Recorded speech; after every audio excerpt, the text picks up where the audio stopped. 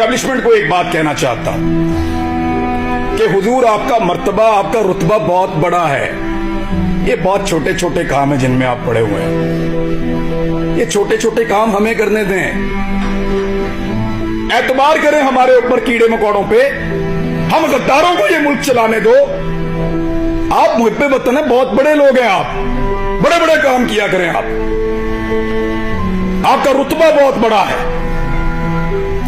बड़ा मुकद्दस काम है आपका। हम उसकी कदर करते हैं, यूं सैल्यूट करते हैं आपको, खुश होते हैं आपको देखकर। लेकिन ये छोटे छोटे काम हमारे लिए छोड़ दीजिए, हमारे लेवल पे मत गिरिए।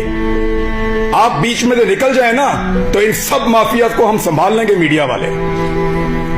बस आपके खिलाफ बोलने को जुर्रत की बात नहीं है, दिल नहीं करता, खुदा की कसम दिल नहीं करता।